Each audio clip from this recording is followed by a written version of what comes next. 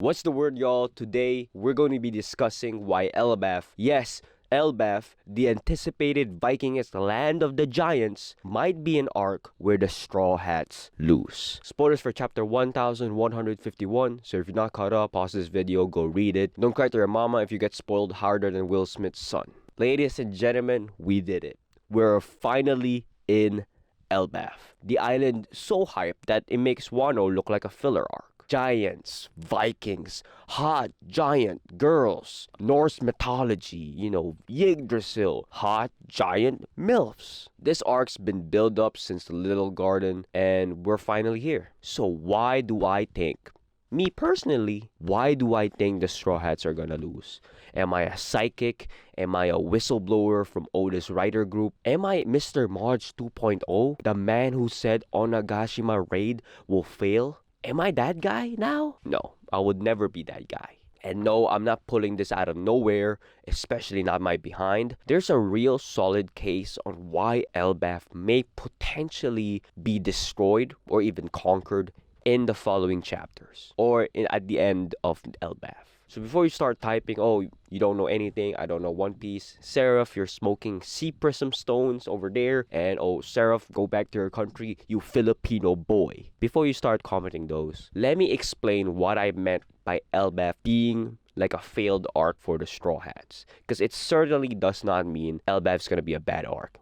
Far from that actually. We know Oda doesn't miss like that anyways. I'm talking about the Straw Hats getting their absolute dreams crushed, their hopes, their mentality crushed harder than any before in any other arc. Because the way Elbaf kind of started, it seems kind of off, okay? Picture this. At the end of Elbaf, they don't save the giants. They gotta flee Elbaf, or what's left of it anyways. And they're left swearing their absolute souls to kick Imu's butt to another dimension. Think Marineford vibes, where Luffy couldn't save Ace.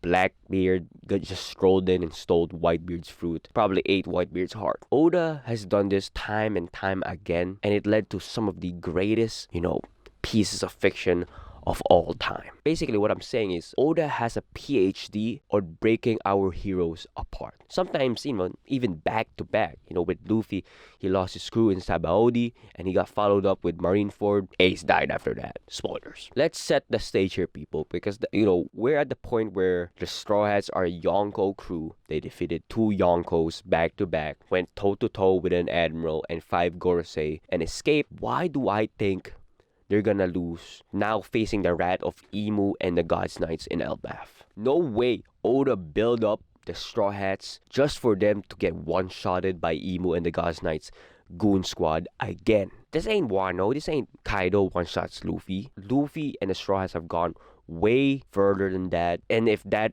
thing sorts happen, I would be very disappointed. I agree, if the Straw Hats lose to Imu and the God's Knights in Elbaf, I would be very disappointed. But I'm talking about losing in a different way. This ain't about them getting clapped in a fist fight by Imu and Summers or Gonko. I don't know. It's about Imu playing 4D chess while the Straw Hats are playing checkers.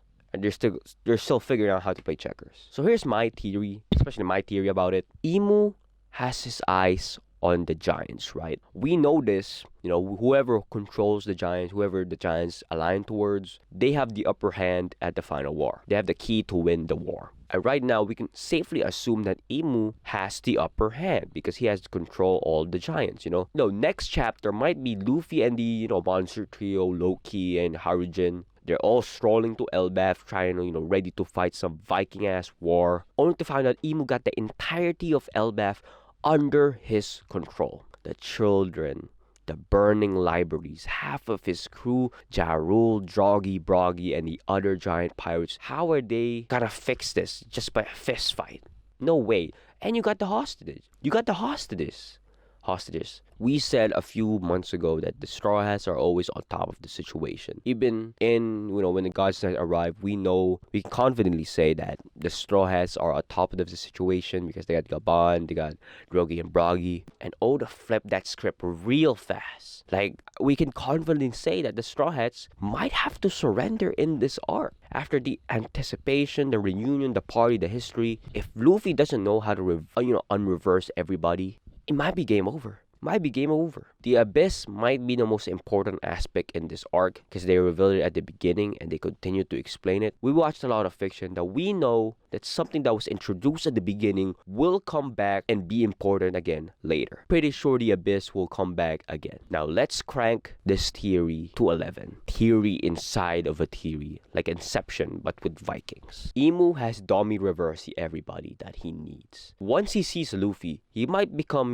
preoccupied and get his emotions, just go light Yagami style when he sees, joyboy. But let's say he doesn't go after Luffy right now for whatever reason, because that can be because Marijoa is burning down and he needs reinforcements now to fend off the Revolutionary Army or whatever Blackbeard pirates there is. Because the God's Knight's mission is kind of complete, right? Because the giants are on their side. They have the children. Jaro's probably going to surrender soon. Everybody with Imu's powers get teleported using the Abyss. He teleports the children, the giants, maybe the half of the Straw Hats there. They just get teleported to Marijoa. Just imagine that. To fend off against the Revolutionary Army, against the Blackbeard pirates, Imu brings the giants, Groggy Broggy, the other God's Knights, and all the giants who are under his control to Marijoa. And we know whoever controls the giants has the key to win the war. That leaves the Straw Hats and some leftover giants, Ridley, maybe Colin,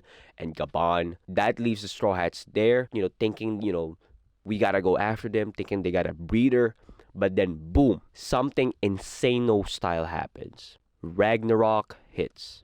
The World Tree, the Elbaf's big sacred twig, is about to go in flames. And we see in the clouds this gigantic burst of waves charging up. We know Elbaf's weakness is fire and lightning. We know that some way Oda's probably gonna do Ragnarok. Who's got access to an ancient weapon that can turn Elbaf into a crispy Viking barbecue? Imu. Imu might turn this entire island and just nuke it with Pluton or Uranus, who cares? Whatever world-ending toy he has, he's gonna use it in Elbaf. He's gonna kill, because he knows Joyboy is there, right? He got the giants, he got what he needs. He doesn't need, he doesn't need Elbaf anymore. Why not kill two birds with one ancient weapon and destroy Elbaf and Joyboy along with it? Just imagine the Straw Hats, witnessing this beloved piece of an island just get destroyed by Imu. Luffy, Usopp, Robin, Sol, Gaban, Ridley, Colin, you name it. Each one of them has connection to this island, and seeing the destruction that Imu possesses would raise the stakes to a much more personal level between Imu versus Luffy. A lot of fans have been complaining like, Luffy has not met Imu yet. This is a perfect introduction to Imu. Because think about this. We arrive in Elbaf. We got the reunion with Saul. We partied really hard. We got the murals shown in Elbaf. That just sounds like an island that we are not gonna spend a lot of time in at the end. That sounds like an island where Oda's gonna destroy it.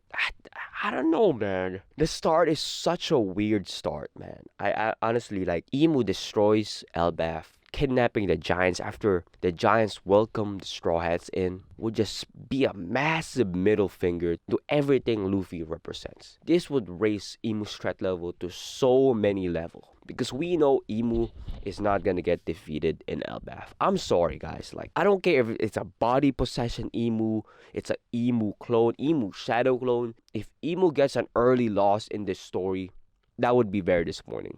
The first time we see Imu move and seeing him fight in his powers, and you're gonna tell me Luffy is gonna defeat him with a Gamu Gamu no Mi friendship pistol?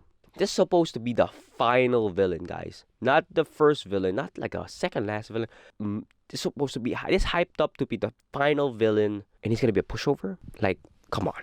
This is about raising the stakes, turning the final saga from Luffy versus the world government to Luffy versus the literal devil pulling the strings. Ain't about Imu or the Straw Hats losing a fist fight, okay? It's about Imu flexing an ancient weapon that's so overpowered that it makes Gear 5th look like a party trick. This setback wouldn't be about strength. It's about the Straw Hats facing a threat so overwhelming that they gotta regroup and hit back harder in the next arc. So again, maybe that's the long-awaited Marijo showdown. Who knows? Again, it's all just a theory. Again, I would love to, hear your views in the comments below about my theory. Roast it, support it. I don't care. I love you guys. Real one, say it back.